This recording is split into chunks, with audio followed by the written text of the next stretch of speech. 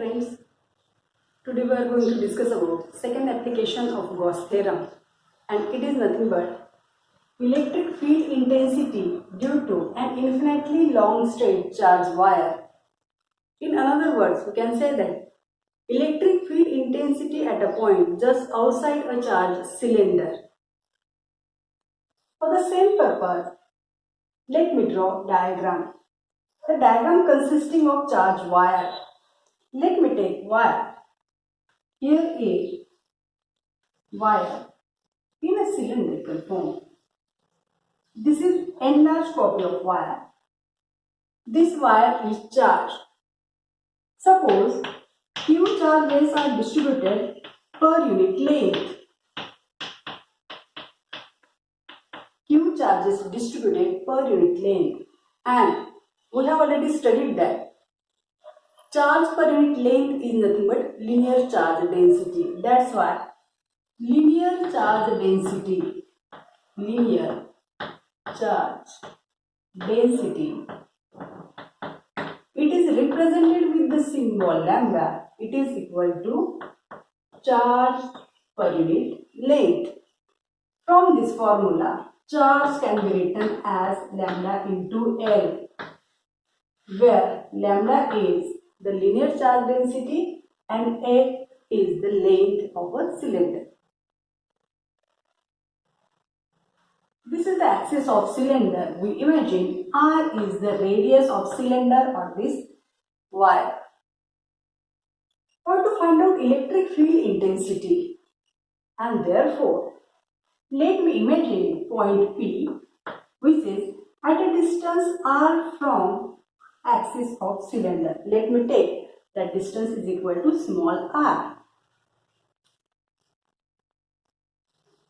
For the application of a Gauss law, there is one condition. Condition as such, Gauss law is applicable for closed surface. Charges should be inside the closed surface. Look at this diagram. In this diagram, the charges, they are outside this wire, and that's about to enclose that charges by drawing one Gaussian surface. Here, let me draw one Gaussian surface such that here is another cylinder.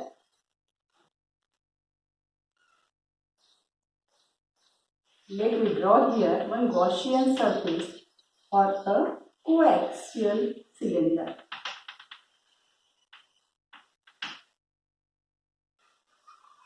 This is Gaussian cylinder.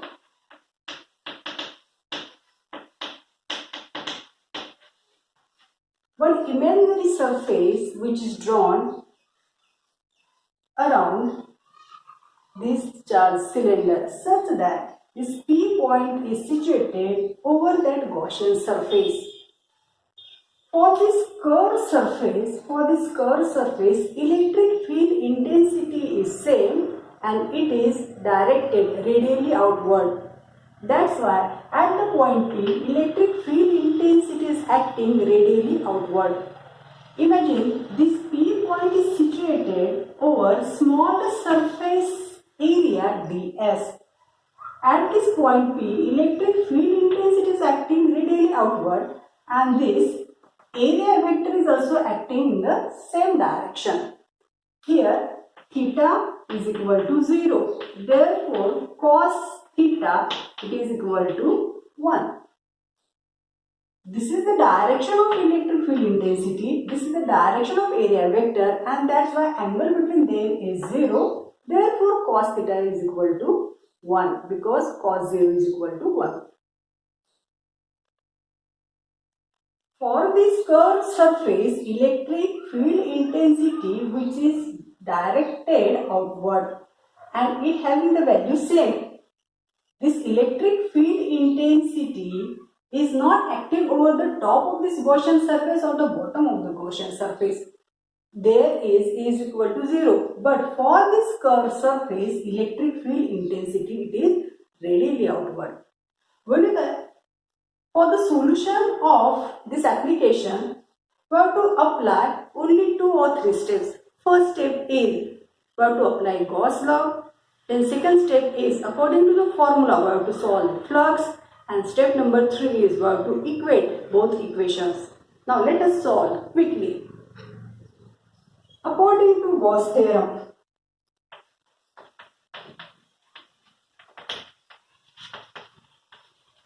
according to Gauss law, we know that the statement the flux through net electric field over a closed surface is equal to number of charges enclosed by the closed surface upon permittivity of free space, that means epsilon naught. And therefore, according to the Gauss law, flux is equal to Q upon epsilon naught, where Q, the charge enclosed by the closed surface. This closed surface encloses Q charge, and therefore Q, number of charges enclosed by closed surface, and epsilon naught is the permittivity of a free space. Here, this charge wire or the charge cylinder which is placed in a medium of permittivity epsilon naught. This is the first step. Let me call that equation is equal to equation 1. This is equation 1. Second step is according to the formula. Here, look at the point P. At the point P, we have to determine flux. Therefore, at point P,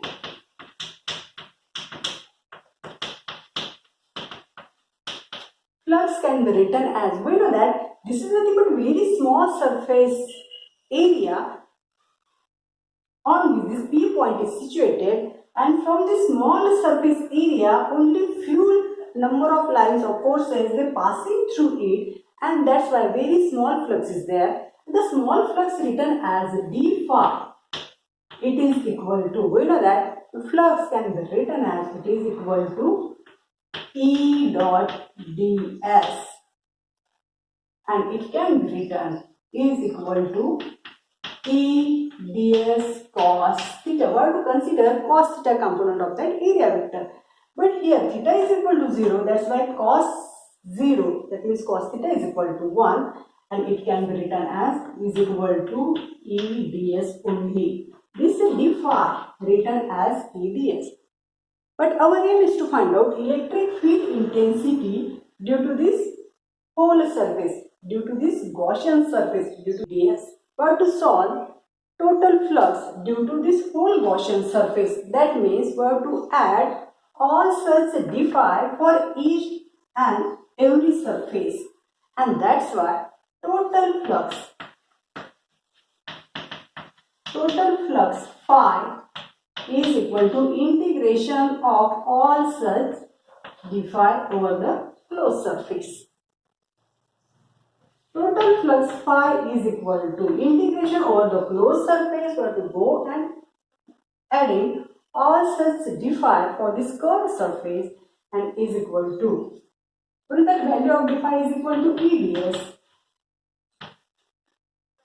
Electric field intensity is same for this curved surface, and it is radially outward, and that's why this phi can be written as E integration over ds only. This phi can be written as is equal to E as it is integration of ds. Look at this diagram. When we go on adding all such kind of ds surface elements along this curved surface, that gives us total area of this curved surface. Look at here. Here is nothing but one cylinder or having radius is equal to small r, and that's why this cylinder, if suppose having length is equal to L, that time this surface area it is written as is equal to twice pi r into L. This total surface area for the curved surface is equal to twice pi r L, where twice pi r is the circumference of this curved surface and L is the length of the Gaussian cylinder. Let me call it is equation number 2nd. Equating equation first and second. Equating equation first and second, we get E twice pi r L is equal to this first equation Q upon epsilon naught. But we know that value of Q is nothing but lambda into L, and therefore it can be written as E twice pi R L is equal to lambda L upon epsilon naught. This L and L gets cancelled, and electric field intensity E is equal to lambda upon twice pi epsilon naught into R, and this is the electric field intensity at a point just outside a charged cylinder.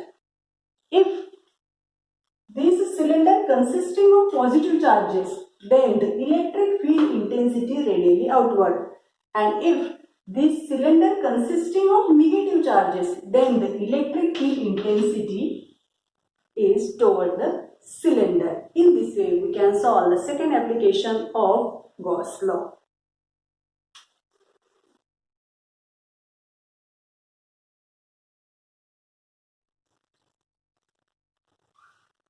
Friends, let us discuss third application of Gauss law, and that is the electric field intensity due to a charged infinite plane sheet.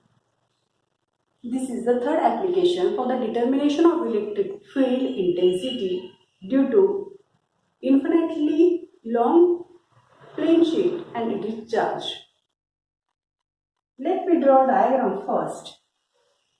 Here is a one plane sheet, and suppose charges are uniformly distributed along its surface. That means surface charge density is a sigma. If this infinite plane sheet which is placed in a medium of permittivity epsilon naught, or to find out electric field intensity just outside a point. Here Q charges are distributed along the surface, and that's why surface charge density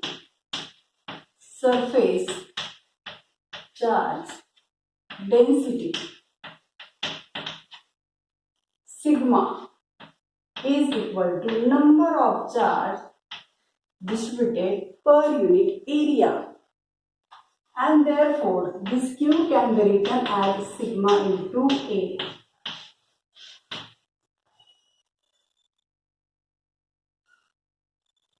To find the electric field intensity, let me imagine a point P which is just outside. Here is the point P. We know that if there is a charge plate, then the electric field intensity at a given point, it is equal and radially outward. And that's why here electric field intensity is radially outward.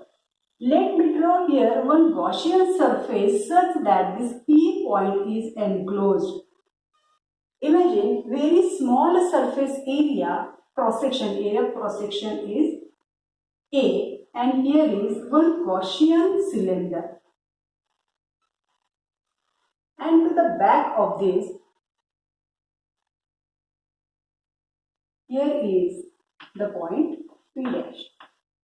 This plane sheet consisting of P and P dash point such that this total Gaussian surface having length is equal to twice R, means this distance is equal to R. Let me write that the distance is equal to R distance, and this distance from this center is also R. That means this Gaussian surface, that means a very small cylinder that having length is equal to twice R and area cross section is A.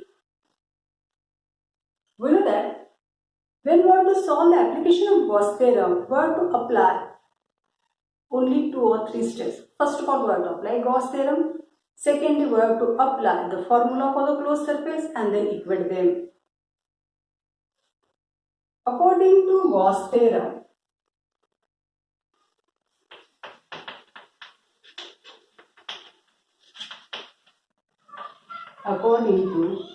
Gauss law, flux can be written as flux is equal to Q upon epsilon naught. This is according to the statement of Gauss law. We know that Q can be written as it is equal to surface charge density into area, and that's why this phi can be written as sigma A upon epsilon naught. Let me write directly. It is equation first. Now, flux at point P, due to this closed surface, it encloses number of charges, and that's why total flux can be written as phi is equal to integration over a closed surface into E dot ds. We know this formula at point P plus integration over a closed surface into E dot ds at point P dash. This is according to the formula. We know that here E dot ds and E dot ds, here is also one cos theta component. We have to take that. But here electric field intensity is acting radially outward. Electric field intensity is acting radially outward. Here is area vector is also acting radially outward. That means theta is equal to 0. Cos theta, it is equal to 1. Electric field intensity at this cylinder, tangential to the cylinder, it at this curved surface, it will be 0. You have to consider only this electric field intensity because it is exactly normal to these caps, to the ends of the cylinder. It is normal directed here, right angle to the surface element ds, and that's how we have to take this direction of electric field intensity, not for this curved surface, not for this curved surface, electric field intensity which is radially outward. Therefore, this phi can be written as is equal to integration over a closed surface. For this closed surface, integration of E ds, it can be written as E ds cos theta at the point P plus integration E ds cos theta at point P dash is equal to E is nothing but same, and therefore E integration of ds at point P cos theta is 1 plus integration over closed surface, here is a E, it is same, closed integration over a closed surface at point P dash is equal to, if ds is a small surface element, then area for the surface is equal to A. We can say that E into A at this point P plus E into A at the point P dash. The total surface area over a closed surface, the total surface area over a closed surface is considered as a A. It is the area of the Gaussian cylinder. Then we can write this flux is equal to twice EA. Let me call it equation 2. Next step is what to equate equation first and second. Equating equation first and second we get, let me write here, after equating we get twice EA is equal to sigma A upon epsilon naught. This A and A gets cancelled out, and therefore electric field intensity E is equal to sigma upon twice epsilon naught, and this is the electric field intensity due to the charged infinite plane sheet. In this way we can solve the third application of Gauss law. Remember that To solve the application of Gauss law, we have to apply only 2 or 3 conditions. First of all, draw the diagram, then write the Gauss law, its a formula, and equate both equations, then you can solve the Gauss applications. Friends, let us stop here.